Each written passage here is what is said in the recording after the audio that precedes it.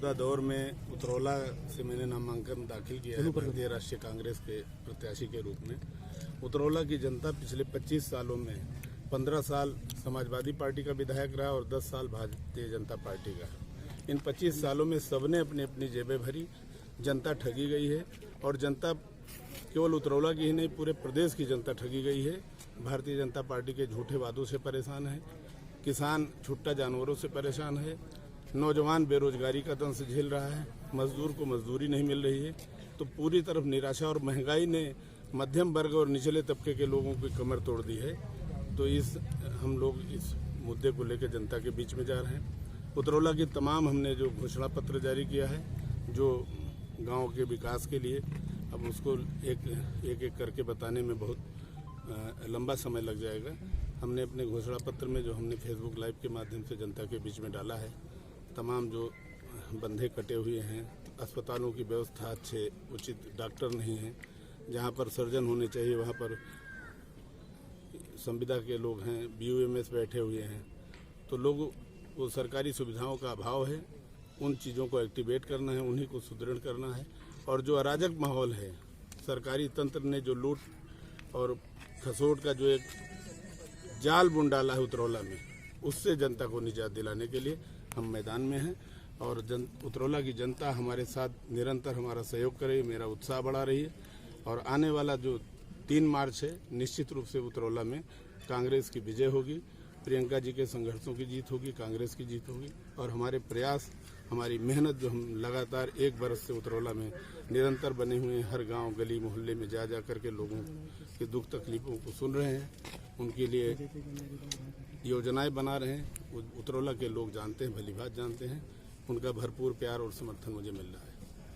आपकी मुख्य लड़ाई किससे है, किस पार्टी से? हमारी किसी से लड़ाई नहीं, जो लड़ रहा है मुझसे लड़ रहा है। ये आप लोग मीडिया वाले लोग हैं, आपको बेहतर पता होगा। एक उतरौला का जो कैंडिडेट है वो 5 बजे भारतीय जनता पार्टी का कैंडिडेट है, जो 5 बजे दारू पी करके अपने घर में बैठ जाता है, दुबक जाता है। जनता अगर कोई रेहरा और सादुल्ला नगर के लोग आते हैं तो पता चलता है विधायक जी पीछे की गली से निकल गए। और जो दूसरा विधायक समाजवादी पार्टी का है, आरिफ अनवर हाशमी भी 1 बरस से ऊपर जेल में रह करके उसने पूरे उतरौला और सादुल्ला नगर में जितने भी कब्रिस्तान से लेकर के जितने भी ग्राम समाज की जमीनों पर अपना साम्राज्य बैठा रखा था।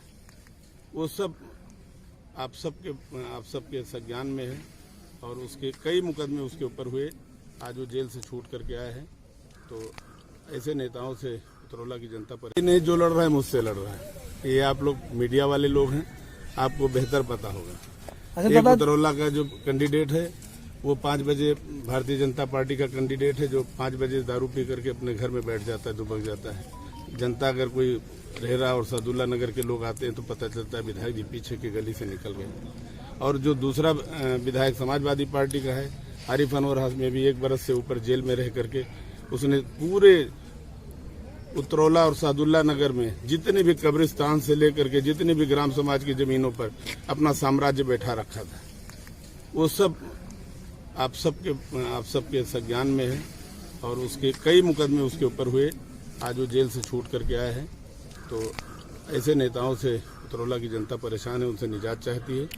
और आने इस बार जो है कांग्रेस का काडर वोट बन पाएगा? प्रियंका जी ताबड़तोड़ दौरे कर रही हैं, उनके काडर वोट जहां खिसक के गया था, उन्हें वहां से क्या मिला ये आप भली बात जानते हैं। आज हम लोग गांव में जाते हैं, दलित समाज चीख चीख करके कहता है कि हमारे लिए अगर किसी ने कुछ काम किया है तो कांग्रेस ने काम किया है।